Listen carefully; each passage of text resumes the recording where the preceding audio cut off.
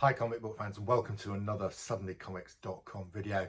Got a very special video for you today. Okay, this video has been some months in the making. So it started a few months ago when one of my fellow YouTubers and now a friend, Silver Knight Kyle, showed me an issue of Batman 15 that he had after I'd said I was a Batman collector. So I said, yeah, that's great. I collect Batman. I'll be interested in that. Let's try and put together a trade. Okay. So that's where it started, but it got a bit bigger from that because then I was showing some of the auction lots that I'd got, and I'd said I was going to sell some of them, and Kyle watched the videos with the comics that I said I was going to sell, and there were a load of comics that I'd got that Kyle said he was interested in. So we basically kept adding and adding to this trade to the point where we got to a very substantial trade.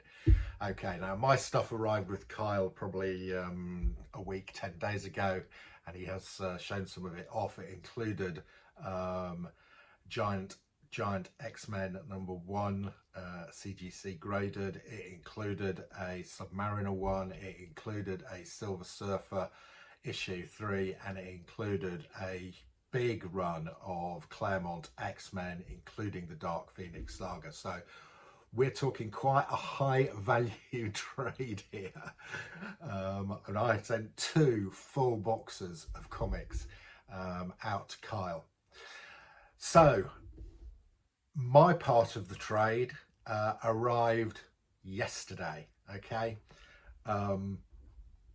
I'm really pleased with it. You can see whether it was worth all the stuff that I sent to Kyle, but there are some items here that are totally unique, one of ones, very difficult to put values on. However, there is some stuff that's easier to put values on, and we'll go through it one by one. Watch till the end because there is some fantastic stuff. I'm keeping the best stuff to the end, so please keep watching. Okay, first off, a couple of AOKs. So these were free. They was just thrown into the deal just because Kyle is a nice guy. First off, I said I was a country and western fan. I go sea to sea in London each year with my daughters, and Kyle said, oh, I've got a signed photograph from Roy Clark to Bill, who was my dad. And I said, well, actually, I'm William, but I'm known by my second name, Mark, so sometimes I can be known as Bill. Not very often, but there you go. So he sent me a signed photograph from Roy Clark, who I think was most famous for having a syndicated country and western TV show called Hee Haw. I think for a huge period of time, so like 20 years.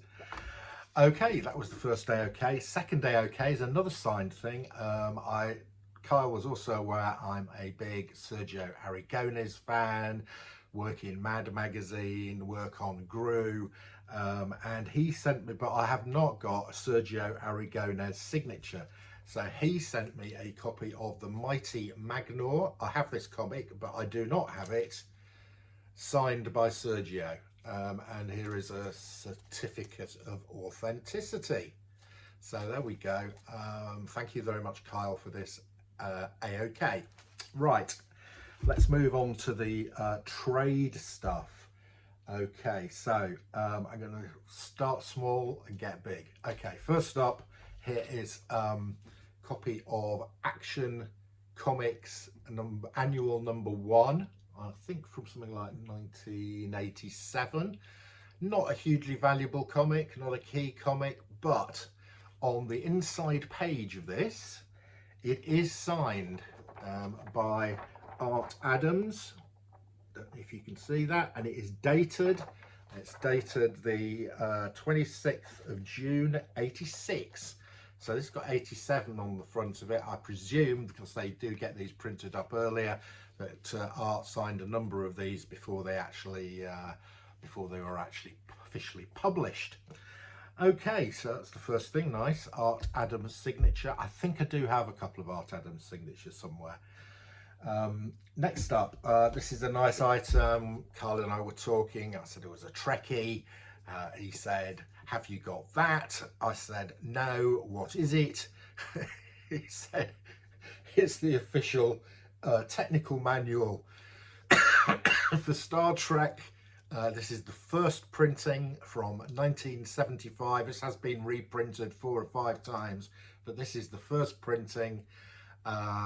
So we put that into the trade. Some of these things I'm going to be showing again in separate videos. So this one is really interesting, and I will probably do a small separate video about this one. Okay, right, then Kyle had a number of Whitman packs. These are the sort of packs that Whitman was sort of like early direct market. So they would bag up comics into 3s, and they get them into drugstores and supermarkets. And they have these 3 packs. This is not something we see a lot of in the UK, because I don't think these were distributed in the UK. They were generally for American retail outlets. So first one I've got here is 3 issues of Flash Gordon in a Whitman bag, and they are Whitman issues. I do collect Flash Gordon, so really pleased to have those. Those will go into my Flash Gordon collection. I will keep them in their original Whitman 3 bag. Okay, next up it's another 3 pack. This time it is again it's a Whitman product, and it says, and it's Star Wars, and it says all new stories not seen in the movie, issues 10, 11 and 12. So in here we have issues 10, 11 and 12 of the original Marvel Star Wars run. I mean, they're not particularly valuable ones, but nice to have those, and I've of course got those in unbagged, so I don't need to unbag these to read them, because I can read my copies I've already got. So I shall be keeping those again in their bag. Okay, now the third back set, those were not hugely valuable, but they're reasonable. But the third set I've got here, Kyle tells me is the rarest. I have actually looked this up on eBay, and there are a couple of these for sale on eBay. At a bit less than we put in the trade deal, but never mind. This is a King Comics 3 pack, I think dating from 1967. We've got a Beetle Bailey number 59, a Popeye number 86, and in the middle of here, the middle comic that you can't see, is an issue of Blondie. Okay. I think it's something like Blondie 169. Yeah, and there is one of these up for sale on eBay currently. So yeah, I've actually got it on a watch to see what it goes for.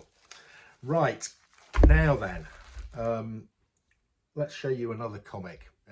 This is not particularly exciting. This is Daredevil Annual number 4. Nothing particularly exciting about this. It's not a key comic. It dates from 1976. We've got Black Panther, Daredevil and Namor on the cover. So why am I showing you this?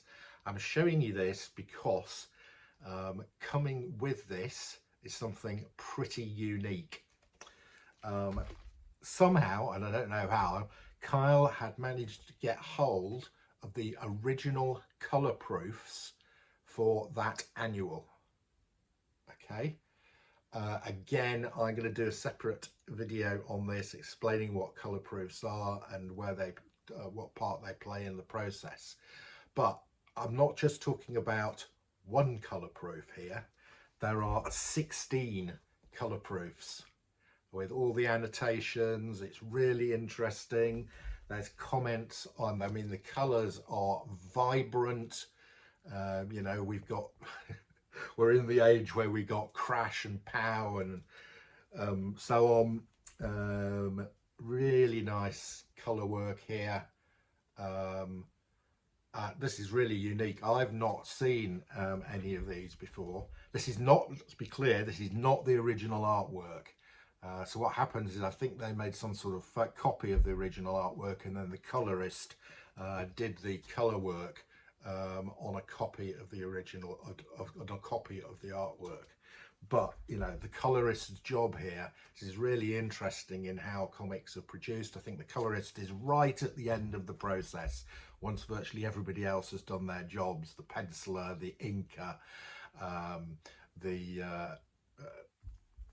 letterer, the colorer comes right at the end. This one I really like, with this really nice Matt Murdock kissing Heather here. Some bits are really quite interesting. So this panel down here is all sort of messy. It's got lots of Tipp-Ex on it, so I'll be really interested to compare that to what actually appears in the comic. You know, some little, there's love the comments in the sidelines. So I will be going through these in a bit more detail in another video. These are incredible. I love these. The colours are, I mean, these look as if they were painted this morning. When did I say this was from? 1975? 25, 45, this is nearly 45 years old. 1976 it came out, so this would probably, the work on this would have been done in 75. Yeah, so a couple of years time these will be 50 years old, and they look as fresh as the day they were painted. Look at that Namor there, incredible. Okay, so there are 16 of those. Again, how do you put a value on that? Well, we put a value, or basically we said there are 16 of these, and we said roughly what we thought a colour page of one of these is worth, and we multiplied it by 16. Okay, love that. I have not got anything like that in my collection. I've got some original printing plates from Alan Class, but I've got no colour work like that. Right, now next up, some of the stuff that I got from Carl, very difficult to value. However, the next item, relatively easy to value because it's a modern key, and this is Amazing Spider-Man #4, the Ramos variant, and this is worth a fair amount of money because this is the first appearance of Cindy Moon as Silk. And she's there's just been announced in the last week or two she's getting her own television series, I think. Now this comic has been on a roller coaster. At the peak of the comic boom last year, this was a $1,200 comic. The last one of these sold for $500. We put a valuation on this for trading purposes of $600. Kyle said he thought it was a 9.8. I see no reason why that would not be graded a 9.8. It's in cracking condition. Right, next up, and this is an odd comic, but I just wanted one in my collection. It's not in fantastic grade, it's in sort of mid-grade, but I think it's a real comic curiosity. And this is Blip #1. This is just one of the strangest covers to a comic. This just looks like, look at this guy, he just looks like somebody's wandered into the local amusement arcade and taken a picture of the first person they've seen, who's turned around and gone, what are you doing? It really is odd. I think this is something like the first Donkey Kong in comics, something like that. Again, this was one that went zooming up and has come crashing down, so not a huge value placed on that for the trade, but an interesting comic and one that I was keen to get. Right, next up, one of the things that we added into the deal was these next 4 graphic novels. It is, and we added these in because I'm a big fan of Bernie Wrightson's art, but I don't have anything signed by Bernie Wrightson. Kyle said, oh, I've got a set of The Cult, Batman The Cult, signed by Bernie, all 4 issues. So I said, put it in the trade. So here we go, #1. I don't think these have been read. One of the problems with these ones, with these card covers, as soon as you open that up to read it, it creases down the edge. This is issue 1 with a nice embossed cover, It's in, I think this is in pretty good high grade condition and has been signed by Bernie Wrightson. So these are really great. And we have got issue 2, again signed by Bernie, although he signed it in black and most of the cover is black, so not great. These are all dark covers, so you know, 1, 2, I've lost one of these. Number 3, number 4 will turn up in a minute. Right, okay, what have we got next? So next up, we've got a couple. Oh, there we go. I found it. There's number 4. Really good. I think you can see Bernie's signature there. Yeah. I mean, I'm assuming it's Bernie Wrightson and it doesn't say Silver Knight Kyle, because I trust him. Right. So what have we got next? Yes. Next up, we have got something pretty special.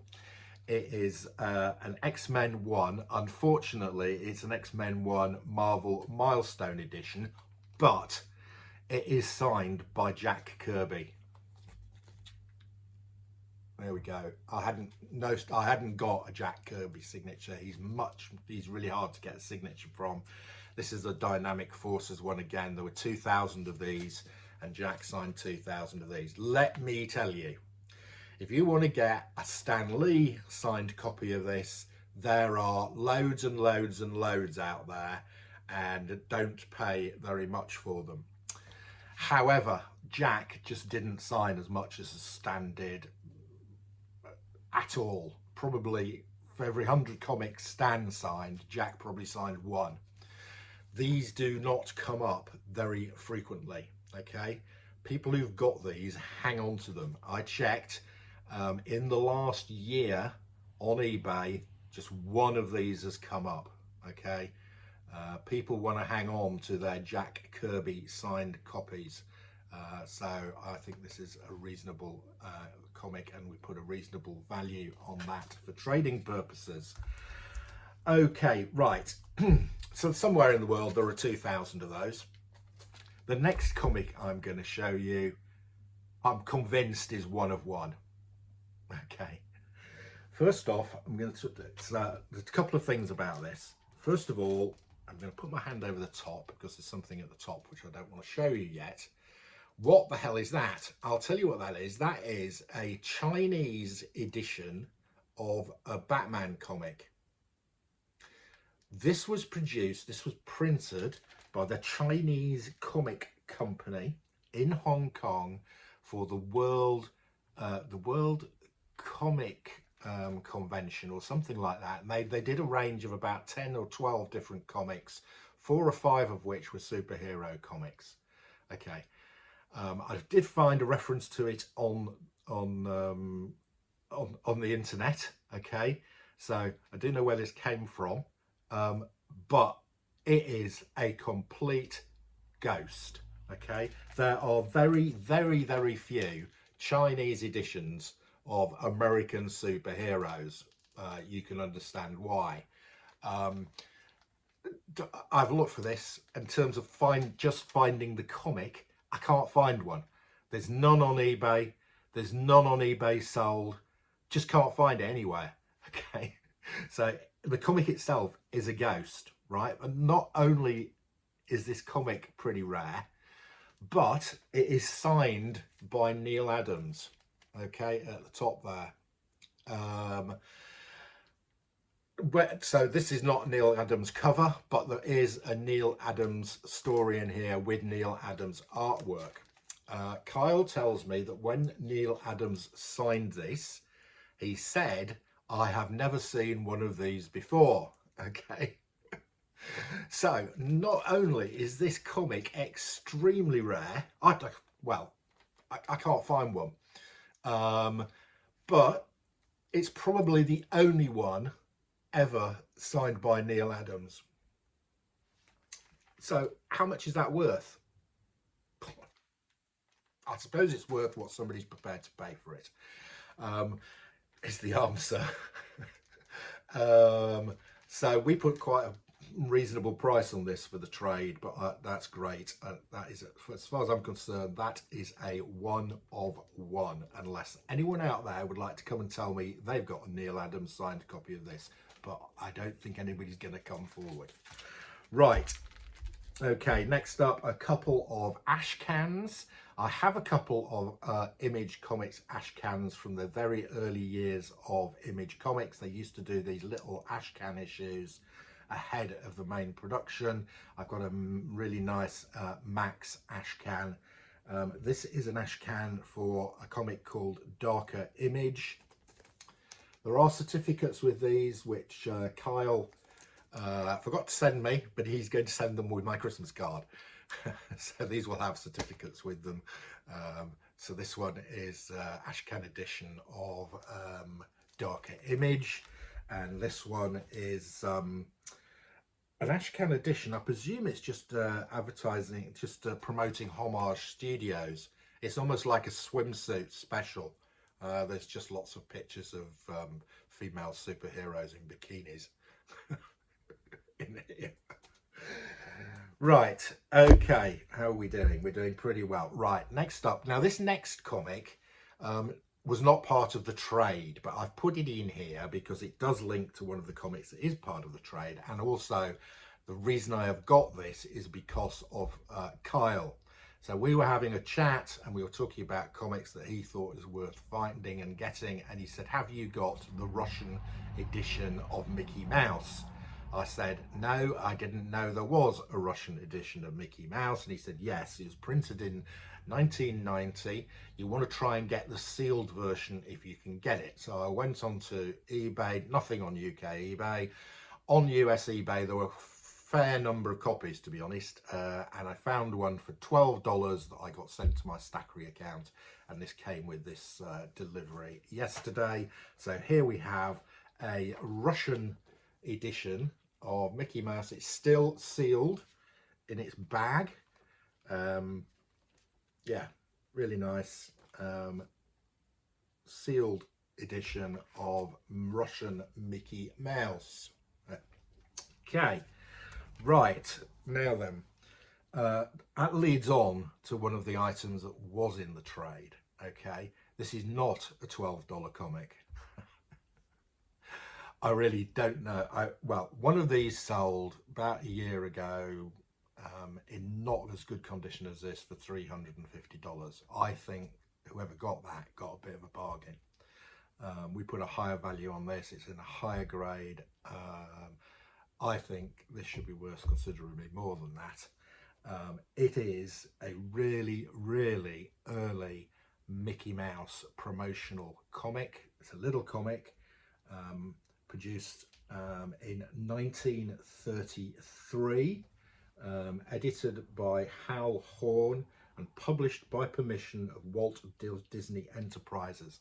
This dates from 1933, okay? It is volume 1, number 2, and it is a beautiful Christmas Santa cover. Look at this. That is amazing. It is in really, really good condition. I've looked at the back of it, I've opened it up and I've had a look through it. It's all there. The staples are holding together. It hasn't browned much at all. I'm really tempted to go and get this graded, if they'll grade it. I think it could be it's going to be mid-grade, 4.40, 5.0, something like that. But from 1933, I don't know how many of these there are in the world, but I don't think there's going to be many in that sort of condition. That is a piece of comic history right there, and makes it even more desirable because we've got a Santa Claus cover just as we're coming up to Christmas. There you go. Right, okay, now the comic that started all this trade, Batman 15. There we go, there it is. Look at that. It's a great looking cover. The cover is all there. There's nothing missing. I haven't opened this up because unfortunately this is missing a page or two. and the spine looks to me as if it's gone, and the cover is probably detached. So I'm not intending to open this up. I just want to look at that as it is, like that. This dates from 1943, something like that. I want to say 1943, might be wrong. Apparently, Go Collect tells me Catwoman gets a new costume in here. I'm not intending to open it up at the moment. It's nicely bagged, it's nicely held together. I'm just enjoying looking at that beautiful Batman cover. Unfortunately, because it's missing pages, the cover's detached, it's going to be no higher than a 0.5 grade. But still, really nice thing to have in my collection. My earliest Batman. Right, okay, next up we've got some interesting stuff. Right, okay, so Mark Hamill played Luke Skywalker, so big name, and he's also a bit of a comic geek. In fact, so much of a comic geek that he actually he wrote his own comic, got a comic artist to do it for me. It's published by Dark Horse, and it's called Black Pearl. I haven't got one. I'm gonna have to go and get one. Why am I gonna have to go and get one? Because part of what I got in the trade from Kyle is this. It is a some sort of flyer for the Black Pearl.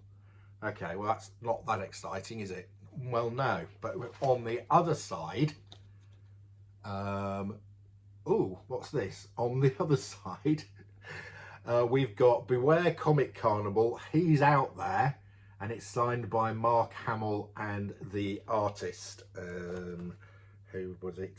Eric Johnson. Okay, so probably a one-of-a-kind piece, signed by Mark Hamill. You know, what's this worth? I don't know. How many of these are there? I don't know. But I'm going to get a copy of Black Pearl so that I can put it with this. Again, a pretty rare item, I think. Well, I've never seen one before. Not that I've actually looked for one. Right, okay, next up we have a pretty special comic here. This is a really early Popeye. We got Popeye and Sweet Pea. This is King Feature Books #2. Other than the fact it's got a nice bit of the corner missing, and that somebody has penciled their name onto the top of this, I think this is in amazing condition. I can't remember when this dates from. I probably will do a separate video about this, because this is a bit of a historic document, I think. Right, okay, next up we have got, we're getting rarer and rarer here. Next up we have got original artwork. Right, well, actually, before I do the original artwork, I've got a print. This was, I don't think we put any value on this. I think Kyle has just thrown this in. It's a limited edition print, I think, by Wally Wood. I don't know how this is going to come up, because it's really dark. It's a sort of horror thing. It's a sort of Cthulhu horror thing. Dweller in the Dungeon by Wally Wood, dated 1980. Limited edition print, I think. Oh, it does actually come up reasonably well. There we go. Right, and then we've got some original art. 2 pieces of original artwork. We put a value on these. It's quite a significant value, but it could be, could have put too much value on it, could have put too little value on it. Who knows? Original artwork is really difficult to value. It depends on the artist, it depends on the subject matter. Anyway, 2 pieces of original artwork, but I think they're both great. Okay, the first one is from Silver Surfer #59. Okay, it's the last page of Silver Surfer 59. Okay, I've got Silver Surfer 59. Kyle didn't send me this. I had Silver Surfer 59 in my collection, And this original artwork is from the last page of this comic. It's a really great page. It's the last page. It says interlude, and then there's a picture of a character that I think is the Collector, and he's got a screen full of different creatures up here, and he is saying still missing, still deadly. One of the creatures in here is the Thing, Ben Grimm. Right, but we have the original artwork for that page. Here we go. Yeah. So that is exactly the page that I just showed you from the comic. It's on the Marvel Comics illustration quality paper regular comics. It says Silver Surfer issue 59, page 22. There we go. So, who are the artists who did the penciling, who did the inking on this? Well, the penciler was Tom Rainey, and the inker was Tom Christopher, but it does say here, thanks to Mike Witherby. So maybe two inkers involved on this, whether it was Witherby or Christopher on this particular page, I don't know, but Tom Rainey did the penciling. What's great about this as well is if you look on the back, I'm not sure whether you'll be able to see this or not, I don't know, but on the back of here somebody's been doodling. So we do have, and whether this is Tom Rainey or whether it's somebody else who's just been doodling on odd bits of paper lying around the Marvel office, I don't know. But we've got a little hand sketch here of Iron Man and Cap, and also a sort of rough sketch of Thanos on the back of the original artwork page. So that's really nice. Love that. What's it worth? Not a clue. What somebody's prepared to pay for it. Right, and the last piece I've got to show you is from this comic here. This is a Marvel graphic novel from 1985, I think, called The Aladdin Effect. Okay, this is really nice. You'll see why this is a bit special in a minute. So a number of the female superheroes, Tigra, She-Hulk, Wasp, Storm, get sort of dragged into a story around this girl here who's sort of wishes that they were there, and they sort of get dragged into her world. The artwork I've got is from this page here. Okay, so we've got Storm, Tigra, the Wasp, who has just shrunk down and therefore is naked underneath this sort of band thing. So we've got the original artwork for this here. Let me show it to you.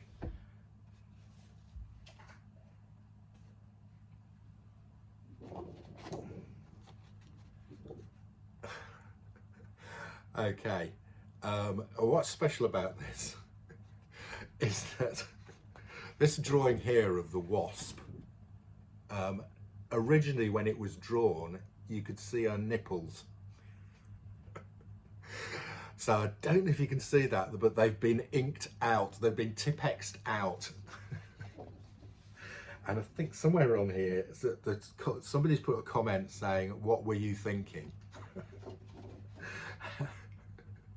You know, we've got the sort of annotations down the side, really fantastic. This is absolutely marvellous.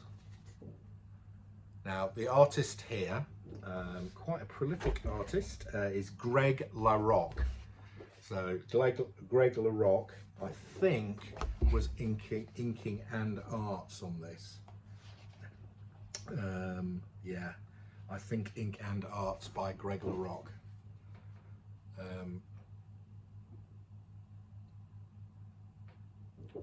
Brilliant. Okay, there we go. That is most of the items from the trade that I can show. There's one other item, but I can't show you much of it because I need to keep my YouTube channel family friendly. This is a comic called Subliminal Tattoos, and it reprints Wally Wood's Marvel Memorial Orgy picture, and on here we have Tinkerbell. Let's just say she has less than the desired number of clothes on. Not an expensive comic, good read actually. I'm probably going to get the other copies of Subliminal Tattoos because I quite enjoyed reading it. Yeah, so there we go. Thank you very much, Kyle. I hope you've enjoyed this video. There are some items in that video that you will not see anywhere else. Even Alan, my mate, the comic collector geek, some of those things he hasn't got. And he'll struggle to find them. He will struggle to find, well, he won't get those original pieces of artwork because I've got them. I set him a challenge to find a Neil Adams signed Chinese Batman. I don't think he'll achieve it. Anyway, that's your lot. See you again soon.